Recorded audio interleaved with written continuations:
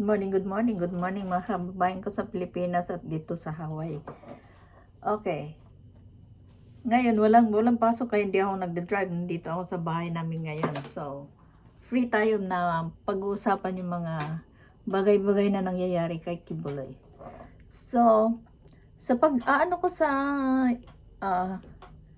YouTube kagabi, nakita ko na pero ang tagal na namin nababalitaan kasi yung mga news dito, yung ganito, ganyan. Parang binabaliwala lang namin yun kasi mali ba naman natin na ito pala yung umpisa yung pagkakahuli kay Kibuloy. So, ito yung unang insidente na nangyari kay Kibuloy na pagka-aresto niya. Hindi ko na lang ipapakita sa inyo yung video kasi baka makapiright tayo. So, sa audio na lang, ya. So, here it is. The feds say they're criminals. Tonight, a new indictment accuses a Filipino televangelist of running a child sex ring out of a Wadpahu church. Rick Daysog. Ito yung sa Hawaiian News guys sa TV. Kung sa Pilipinas yung mga ABS-CBN or CNN, ganyan. Dito sa Hawaii News. Dito lang sa Hawaii yun. Yeah? Top story. When federal law enforcement agents raided the Kingdom of Jesus Christ's churches last year for human trafficking, they did not charge the church's controversial founder, Apollo Kibuloy. But today's new indictment, which accuses the church in... So yung church niya, ang pangalan yung church niya, KLC. So yun ang sinasabi nila sa sa US na KLC Kids Joy, something like that. Yeah. Yung niya sa Waipahu is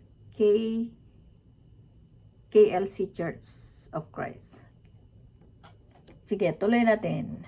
Officials of sex trafficking alleges that Kibuloy was the ringleader of the criminal enterprise. The founder of the church and two top administrators were charged for orchestrating a sex trafficking operation that actually, recruited and coerced girls as young as 12 years old. The feds say there were a total of 5 women who were trafficked and that 3 of them were minors. So, totoo nga yung sinasabi nila na kahit sa Pilipinas, diba sabi nila sa Pilipinas is yung mga bata is between 13 to 12 years old. So, dito rin sa Hawaii, the same age though. It's 13 to 12 years old.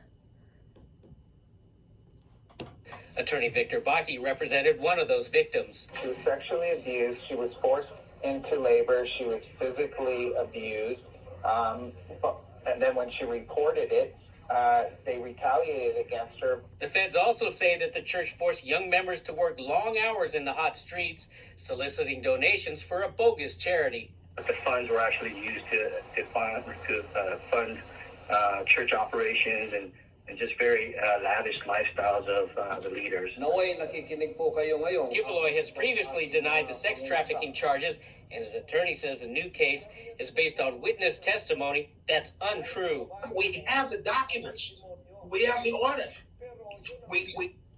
Ito yung lawyer niya dito sa Hawaii, si Attorney Green, na he's fighting for Kibuloy talks about the allegation. So,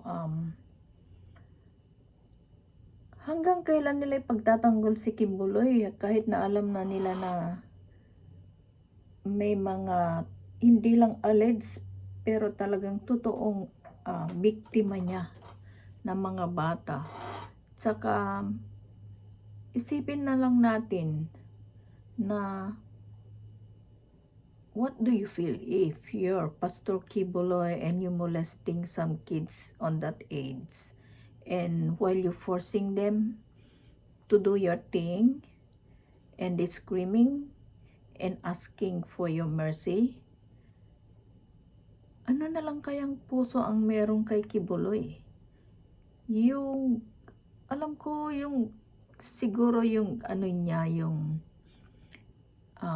feeling niya that time na ginagawa niya yun, siguro he's under the evil spirit. Kasi kung yung anak mo konting pitik lang, parang ako, para sa akin, pag nasaktan ko nga o kaya na ano yung nasaktan yung mga anak ko, parang it stabbed on my heart. Yung pa kaya yung si Kibuloy. Anyway, Kibuloy wala naman siyang puso talaga, talagang he's not a son of God, but he's a son of evil. So, let's see. We can show that they lie, and we can basically show the reason they lie.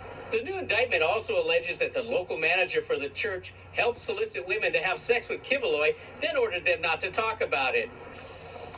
That manager, Felina Salinas, previously served 30 days in prison for making false statements over the ownership of more than $300,000 in cash that was allegedly being smuggled out of Hawaii in 2018 in Kibuloy's private jet. The feds say they want to extradite Kibuloy, who is a close friend of Philippines President Rodrigo Duterte. The pastor's lawyers Malaki talaga ang papel ni Duterte dito.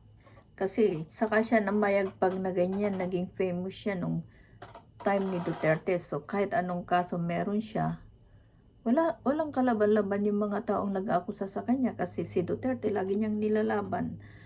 Lagi niyang sinasabi na I'm behind your back.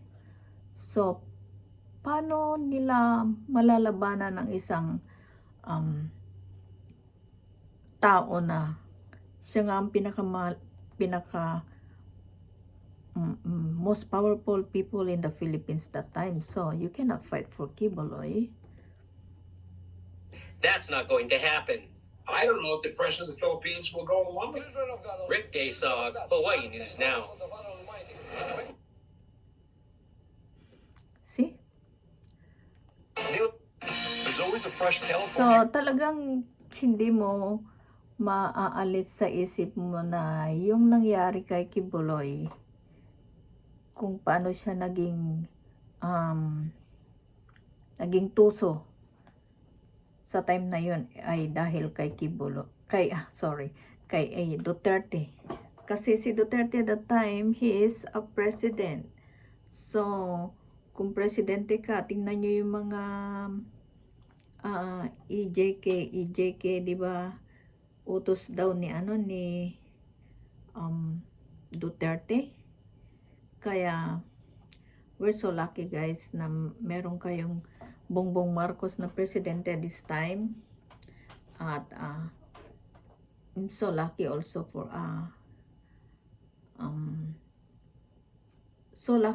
for those victims na lumalabas na ngayon at sinasabi nila yung talagang nangyari, and sana lahat ng mga biktima pa ni Kibuloy noon ay lalabas na ngayon para mabigyan sila ng hustisya at mapanagot si Kibuloy. At saka yung sinasabi nila na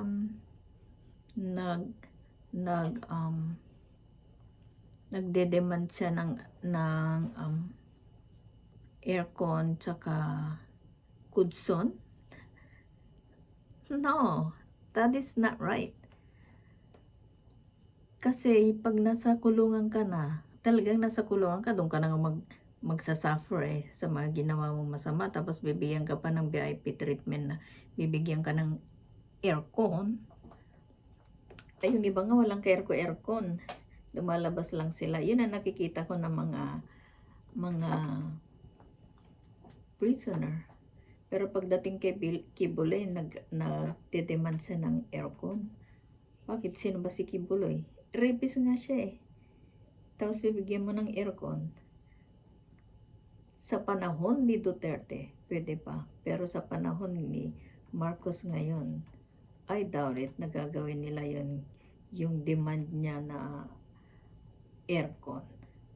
So, hanggang dito na lang tayo guys. Hanggang sa susunod na vlogs again. At pag-uusapan natin ulit yung mga nangyayari sa buhay-buhay ni Kibuloy bago siya nahuli sa Pilipinas. So, I can give you some update. And at the same time, please don't skip to press subscribe and share and like to my video. And till next time guys, I love you guys. Mabuhay Pilipinas and God bless. Bye.